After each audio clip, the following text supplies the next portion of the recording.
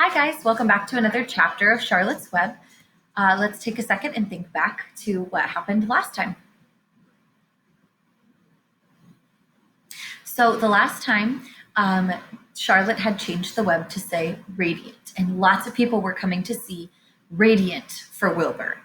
Mr. Zuckerman decided that he was going to take Wilbur to the county fair, and Wilbur really wanted Charlotte to go with him, but Charlotte is not sure because she's going to have to start laying her eggs soon, and so we'll see if she's going to be able to go to the fair with him, all right?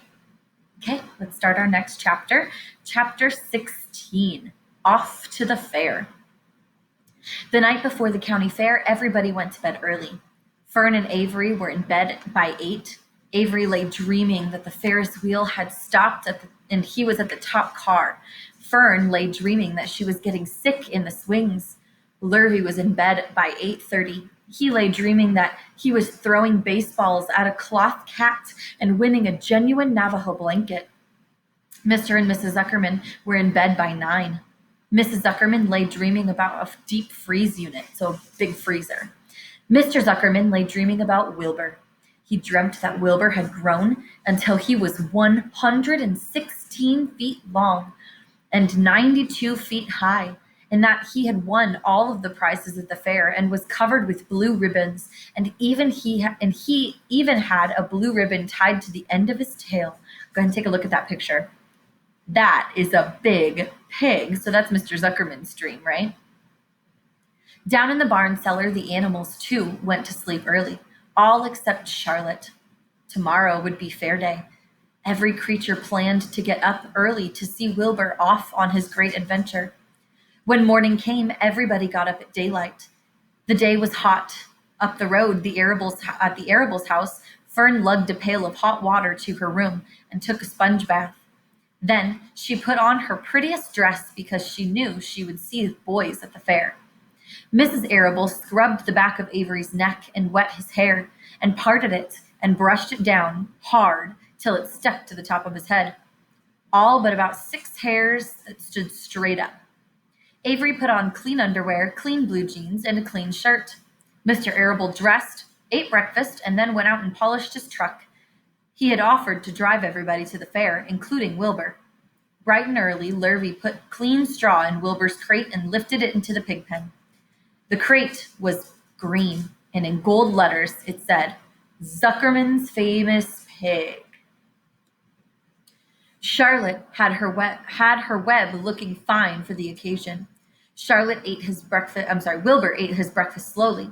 He tried to look radiant without getting food in his ears. In the kitchen, Mrs. Zuckerman suddenly made an announcement. Homer, she said to her husband, I'm going to give that pig a buttermilk bath. A what? Said Mr. Zuckerman. A buttermilk bath. My grandmother used to bathe her pig in buttermilk when it got dirty. I just remembered. Wilbur's not dirty, said Mr. Zuckerman proudly. He's filthy behind the ears, said Mrs. Zuckerman. Every time Lurvy slaps him, the food runs down and around the ears. Then it dries and forms a crust. He also has a smudge on one side where he lays in the manure. He lays in clean straw, corrected Mr. Zuckerman. Well, he's dirty, and he's going to have a bath. Mr. Zuckerman sat down weakly and ate a donut. His wife went into the woodshed. When she returned, she wore rubber boots and an old raincoat, and she carried a bucket of buttermilk and a small wooden paddle. Edith, you're crazy, mumbled Zuckerman. But she paid no attention to him. Together they walked to the pig pen. Mrs. Zuckerman wasted no time. She climbed in with Wilbur and went to work. Dipping her paddle in the buttermilk, she rubbed him all over. The geese gathered around to see the fun, and so did the sheep and the lambs. Even Templeton poked his head out cautiously to watch Wilbur get a buttermilk bath. Charlotte got so interested she lowered herself, on a drag line to see that, so she could see better. So take a look right here at Charlotte, who dropped down to see what was happening. Wilbur stood still and closed his eyes. He could feel the buttermilk trickling down his sides. He opened his mouth and some buttermilk ran in. It was delicious. He felt radiant and happy. When Mrs. Zuckerman got through and rubbed him dry, he was the cleanest, prettiest pig you ever saw. He was pure white, pink around the ears and snout, and smooth as silk. The Zuckermans went up to change into their best clothes. Lurvy went to shave and put on his plaid shirt and his purple necktie. The animals were left to themselves in the barn. The 7 goslings paraded round and round their mother. Please, please, please take us to the fair, begged a gosling. Then all 7 began teasing to go. Please, please, please, please, please, please, please, please, please. They made quite a racket. Children, snapped the goose, we're staying quietly, idly, idly at home. Only Wilbur is going to the fair. Just then Charlotte interrupted. I shall go too, she said softly. I have decided to go with Wilbur. He may need me. We can't tell what may happen at the fairgrounds. Somebody's got to go along who knows how to write, and I think Templeton better come too. I might need somebody to run errands and do general work. I'm staying right here, grumbled the rat. I haven't the slightest interest in fairs. That's because you've never been to one, remarked the old sheep. A fair is a rat's paradise. Everybody spills food at the fair. A rat can creep out late at night and have a feast. In the horse barn, you'll find oats that the trotters and pacers have spilled. In the trampled grass in the infield, you will find old discarded lunch boxes containing foul remains of peanut butter sandwiches, hard-boiled eggs, cracker crumbs, bits of donuts, and particles of cheese.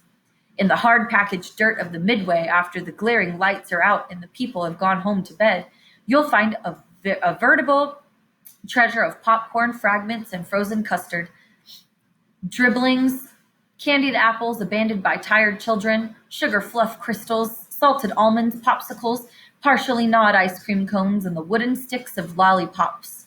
Everywhere is loot for a rat. In tents, in booths, in haylofts. Why, a fair has enough disgusting leftover food to satisfy a whole army of rats. Templeton's eyes were blazing. He's like this. Is this true? He asked. Is this appealing yarn of yours true? I like high living, and what you say tempts me. It is true, said the sheep. Go to the fair, Templeton, and you will find that the conditions at a fair will surpass your wildest dreams.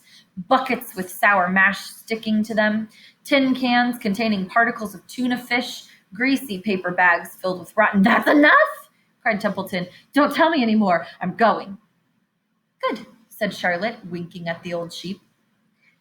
Now then, there's no time to be lost. Wilbur will soon be put in the crate. Templeton and I must get into the crate now and hide ourselves. The rat didn't waste a minute. He scampered over to the crate, crawled between the slats, and pulled straw over him so he was hidden from sight. All right, said Charlotte, I'm next. She sailed into the air, let out a drag line, and dropped gently to the ground. Then she climbed the side of the crate and hid herself in a knot hole in the top board. The old sheep nodded. What a cargo, he said. That sign ought to say Zuckerman's famous pig and 2 stowaways. Look out, the people are coming, shouted the gander. Cheese it, cheese it, cheese it. The big truck with Mr. Arable and the wheel backed slowly down toward the barnyard. Lurvy and Mr. Zuckerman walked alongside. Fern and Avery were standing in the body of the truck, hanging on to the sideboards. Listen to me, whispered the old sheep to Wilbur. When they open the crate and try to put you in, struggle. Don't go without a tussle. Pigs are always resist when they are being loaded. If I struggle, I'll get dirty, said Wilbur. Never mind that. Do as I say. Struggle. If you were to walk in the crate without resisting, Zuckerman might think you were bewitched. He'd be scared to go to the fair. Templeton poked his head up through the straw. Struggle if you must, he said, but kindly remember that I'm hiding down here in this crate, and I don't want to be stepped on, or kicked in the face, or pummeled, or crushed in any way, or squashed, or buffeted about, or bruised, or lacerated, or scarred, or biffed. Just watch what you're doing, Mr. Radiant, and when they get shoving you in. Be quiet, Templeton, said the sheep. Pull in your head. They're coming. Look radiant, Wilbur. Lay low, Charlotte. Talk it up, geese. The truck backed slowly to the pig pen and stopped. Mr. Arable cut the motor, got out and walked around to the rear and lowered the tailgate. The geese cheered. Mrs. Arable got out of the truck. Fern and Avery jumped to the ground. Mrs. Zuckerman came walking down from the house. Everybody lined up at the fence and stood for a moment admiring Wilbur and the beautiful green crate. Nobody realized that the crate already contained a rat and a spider. That's some pig, said Mrs. Arable. He's terrific, said Lurvy. He's very radiant, said Fern, remembering the day he was born. Well, said Mrs. Zuckerman, he's clean anyway. The buttermilk certainly helped. Mr. Arable studied Wilbur carefully. Yes, he's a wonderful pig, he said. It's hard to believe that he was the runt of the litter.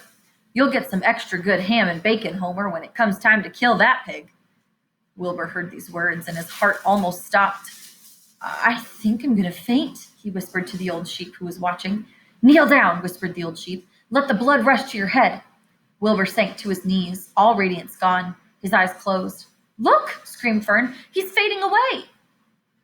Hey, watch me, yelled Avery, crawling on all fours into the crate. I'm a pig, I'm a pig. Avery's foot touched Templeton in the straw. What a mess, thought the rat. What fantastic creatures boys are. Why did I let myself in for this? The geese saw Avery in the crate and cheered. Avery got out. Avery, you get out of this crate this instant, commanded his mother. What do you think you are? I'm a pig, cried Avery, tossing his handfuls of straw into the air. Oink, oink, oink. The truck is rolling away, Papa, said Fern. The truck, with no one at the wheel, had started to roll downhill. Mr. Arable dashed to the driver's seat and pulled on the emergency brake. The truck stopped. The geese cheered. Charlotte crouched and made herself as small as possible in the knothole so Avery wouldn't see her. Come out at once, cried Mrs. Arable. Avery crawled out of the crate on hands and knees, making faces at Wilbur. Wilbur fainted away. The pig is passed out, said Mrs. Zuckerman. Throw water on him. Throw buttermilk, suggested Avery. The geese cheered. Lurvy ran for a pail of water. Fern climbed into the pen and knelt by Wilbur's side. It's sunstroke, said Zuckerman. The heat is too much for him. Maybe he's dead, said Avery. Come out of the pig pen immediately, cried Mrs. Arable. Avery obeyed his mother and climbed into the back of the truck so he could see better. Lurvy returned with cold water and dashed it on Wilbur. Throw some on me, cried Avery. I'm hot too. Oh, keep quiet, hollered Fern. Keep quiet. Her eyes were brimming with tears. Wilbur, feeling the cold water, came too. He rose slowly to his feet while the geese cheered. He's up, said Mr. Arable. I guess there's nothing wrong with him. I'm hungry, said Avery. I want a candied apple.